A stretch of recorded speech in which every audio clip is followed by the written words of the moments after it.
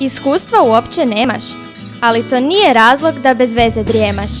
Slobodnog vremena puno imaš, ali od toga niš osobno ne dobivaš. Ma nema frke, nema beda, jer u volonterskom centru za tebe ima izbora.